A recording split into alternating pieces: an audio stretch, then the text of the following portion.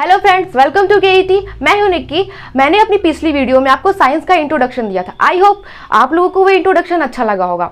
और इस वीडियो में मैं स्टार्ट करने जा रही हूं क्लास 9th की चैप्टर नंबर 8, जो कि फिजिक्स का चैप्टर नंबर 1 भी है, गति यानी कि मोशन।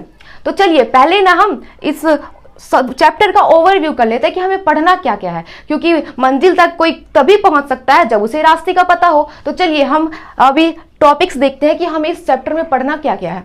तो पहले हमें अवस्था यानी कि स्टेट के बारे में पढ़ना है। यहाँ पर मैं झारखंड स्टेट, बिहार स्टेट की बात नहीं कर रही, बल्कि ऑब्जेक्ट यानी कि वस्तु की अवस्था के बारे में बात कर रही हूँ, जो कि दो होती है, विराम अवस्था यानी कि रेस्ट, गति यानी कि मोशन। उसके बाद हमें पढ़ना है भौतिक राशियों के बारे में, यानी कि फिजिकल क्वांटिटी, जो कि दो होती है, अदिश राशि एवं सदिश राशि, scalar quantity and vector quantity.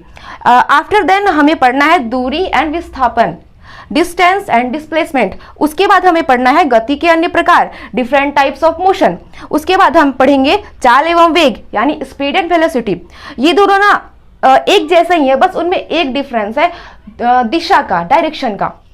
उसके बाद हम पढ़ेंगे त्वरण यानी कि एक्सेलरेशन। उसके बाद हम जानेंगे गति के समीकरण को, जो कि 3 होती है, v = u + at, s = ut + ½ at², v² = u² + 2as।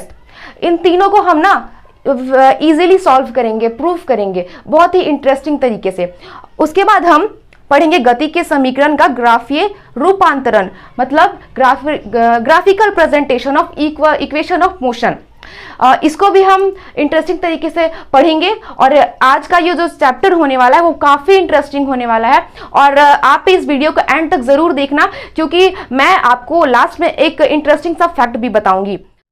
तो पहला है विराम अवस्था यानी कि रेस्ट। अभी मैंने जैसे पहले ही कहा कि किसी भी ऑब्जेक्ट यानी कि वस्तु की दो अवस्थाएं होती है, एक रेस्ट की अवस्था, विराम अवस्था, और दूसरी गति यानी कि मोशन की अवस्था। अब जो विराम अवस्था है, जब ये किसे कहेंगे, हम विराम अवस्था किसे कहेंगे, जब कोई वस्तु समय के साथ अपनी स्थिति में परिवर्तन ना करे तो हम कहेंगे कि वो वस्तु विराम अवस्था में है।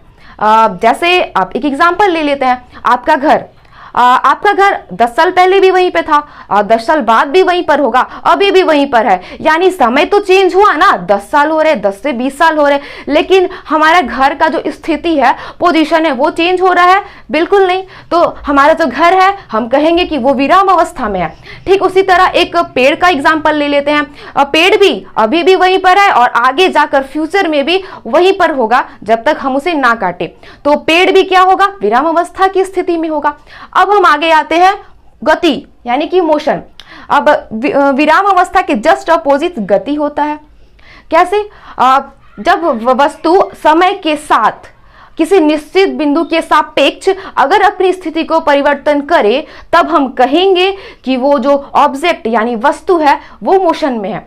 मैंने यहाँ पे 2 पॉइंट नोट किया है। पहला क्या, समय के साथ परिवर्तन, और दूसरा निश्चित बिंदु के सापेक्ष परिवर्तन।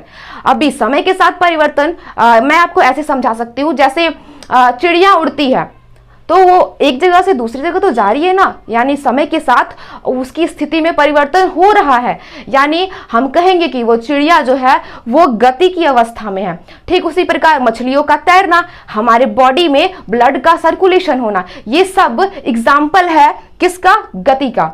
अब एक पॉइंट मैंने और नोट किया था, क्या कि निश्चित बिंदु के सापेक्ष भी परिवर्तन होना चाहिए। निश्चित बिंदु को हम मूल बिंदु भी कहते हैं, यानी कि रेफरेंस पॉइंट। अभी मैं उसको अभी समझाने जा रही हूं। मान लीजिए कि एक मान लीजिए ये एक हाउस है।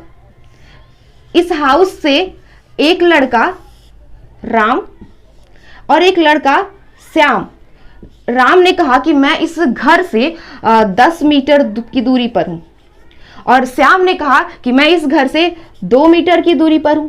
अब ये तो बात आपको समझ में आ गई। अब मान लीजिए कि मैं इस घर को इरेज कर दूं, ये घर यहां से हटा दूं, तब क्या बन जाएगा कि राम 10 मीटर दूर है और श्याम 2 मीटर दूर है। क्या कुछ क्लियर हो पा रहा है क्या? 10 मीटर दूर है, 2 मीटर दूर है। आप पूछेंगे किससे 2 मीटर दूर है, किससे 10 मीटर दूर है? जवाब क्या आएगा? घर से। तो यहाँ पे निश्चित बिंदु क्या हो जाएगा? घर। अभी मैं यहाँ पे फिर से घर ड्रॉ कर देती हूं।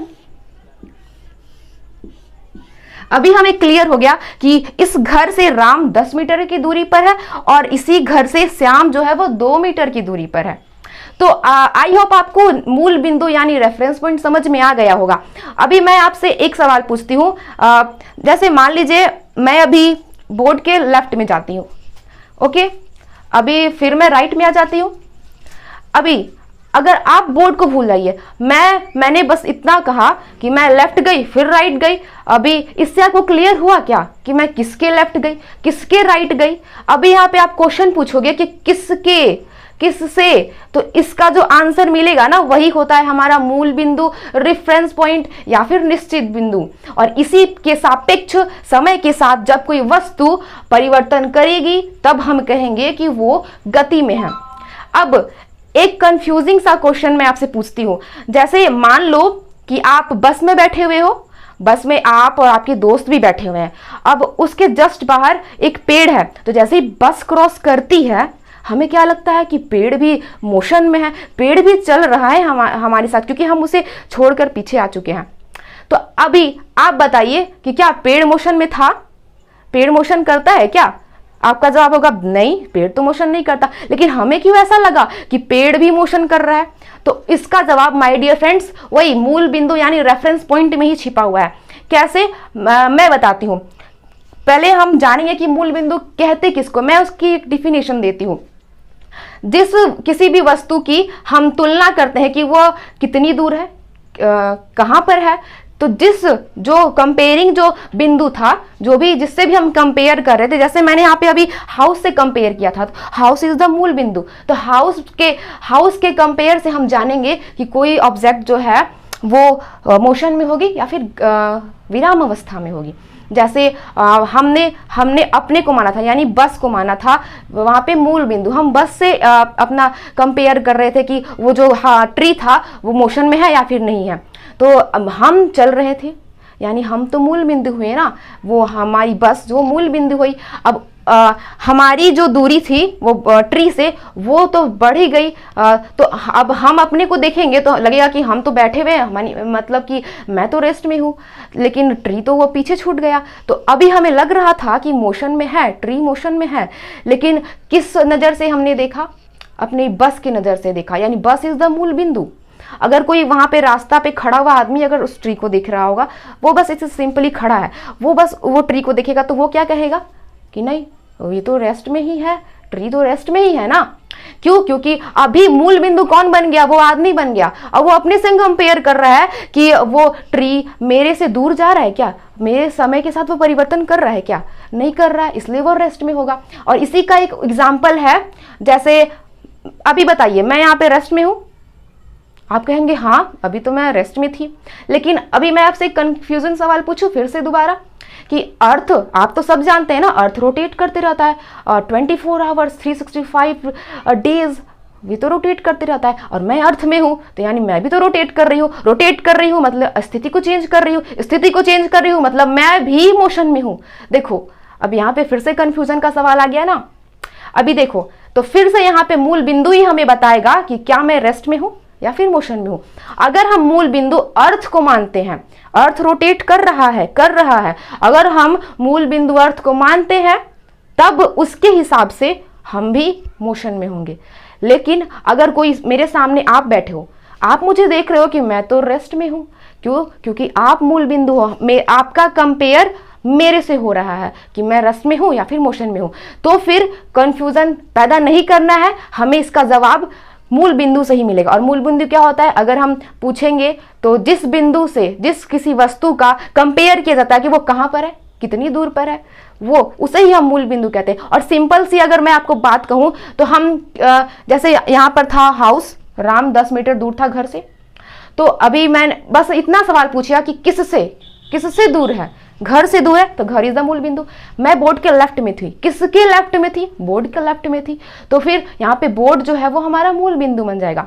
अब हमने 3 टॉपिक्स क्लियर कर लिए हैं, रेस्ट विराम अवस्था, गति यानी कि मोशन, और मूल बिंदु यानी कि रेफरेंस पॉइंट या फिर निश्चित बिंदु। ये तीनों टॉपिक्स तो आई होप आपकी क्लियर अच्छे से हो गई होगी। तीनों चीजों को समझने के बाद मैं आपको इन सब की एग्जैक्ट डिफिनेशन लिखवा रही हूं। आप सभी इसे नोट कर लेना, बिकॉज एग्जाम के पॉइंट ऑफ व्यू से ये बहुत ही मेन रहेगा। मैंने इन सब की एग्जैक्ट डिफिनेशन तो लिख दी है, अब आप इसे नोट डाउन कर लीजिए। एक बार मैं फिर से रिवाइज कर देती हूँ। हमने पढ़ा अवस्था, किसी भी ऑब्जेक्ट की दो अवस्थाएं होती है, पहला विराम की अवस्था, दूसरा गति की अवस्था।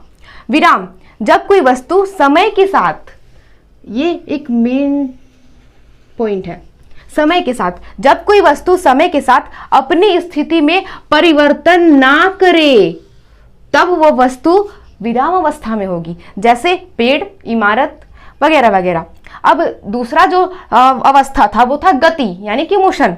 जब कोई वस्तु समय के साथ, इसमें भी ये टॉपिक मेन है, जब कोई वस्तु समय के साथ निश्चित बिंदु यानी कि मूल बिंदु, जिसे मैं पहले डिस्क्राइब कर चुकी हूं, निश्चित बिंदु यानी कि मूल बिंदु यानी कि रेफरेंस पॉइंट, उसके सापेक्ष अगर अपना स्थान बदलता है तो हम कहेंगे कि वो वस्तु गति में है। जैसे उड़ती हुई चिड़िया, पानी में तैरते हुई मछलियां, हमारे बॉडी में जो ब्लड सर्कुलेशन होता है, रक्त का परिसंचरण होता है, वो सब क्या है, गति का ही तो उदाहरण है ना। अब हम पढ़े थे मूल बिंदु यानी कि रेफरेंस पॉइंट। जब किसी वस्तु की स्थिति की तुलना जिस बिंदु से की जाती है उस बिंदु को हम मूल बिंदु यानी कि रेफरेंस पॉइंट कहते हैं। अब ये सब तो आपको क्लियर हो ही गया होगा। अब मैं अपने अगले वीडियो में कोशिश करूंगी कि ज़्यादा से ज़्यादा टॉपिक्स क्लियर करूं, ताकि आपका जो चैप्टर है वो जल्दी कवर हो। और इससे रिलेटेड आपको जितने भी टॉप क्वेश्चंस हैं जो कि आपके एग्जाम में आने वाले हैं, वो सब मैं आपको करवाऊंगी। तो so don't worry for that and stay connected with KET. मैंने वीडियो की स्टार्टिंग में आपको कहा था कि मैं आपको एक इंटरेस्टिंग सी फैक्ट बताऊंगी, और सच में अगर आप उस फैक्ट को जानेंगे ना तो आप एकदम सरप्राइज हो जाएंगे। देखिए, जैसे मैं एक वर्ड लेती हूं मोशन, इसमें कितने लेटर्स है आप बताइए मुझे। MOTION, 6 लेटर्स है। लेकिन अगर मैं कहूं कि दुनिया का सबसे बड़ा लेटर से मिलकर एक वर्ड बना है, और पता है वो वर्ड क्या है? PNEOUMO ... मैं उसे बता तो नहीं सकती क्योंकि एक काफी लंबा वीडियो बन जाएगा उस वर्ड के ऊपर, लेकिन आप गूगल में सर्च करके देख सकते हो। मैंने भी उसे एक आर्टिकल में पढ़ा है। वो जो वर्ड है उसमें 45 लेटर्स है। जी हाँ, 45 लेटर्स। ऐसी अमेजिंग फैक्ट्स को जानेंगे हम अभी आगे वाले वीडियो में भी, और इन सब टॉपिक्स को हम अपनी फर्दर वीडियोस में भी सॉल्व करेंगे। और एक जरूरी अनाउंसमेंट करना चाहती हूं मैं कि मैं ना कल एक अमेजिंग सी वीडियो लाने वाली हूँ, एक इंटरेस्टिंग हिलेरियस वीडियो लाने वाली हूँ, किसके ऊपर? हमारी जो साइंस है उनके सबसे बड़े साइंटिस्ट एल्बर्ट आइंस्टाइन के बारे में। सो उसको मिस मत करिएगा, और stay connected with KET and subscribe तो कर ही डालो यार।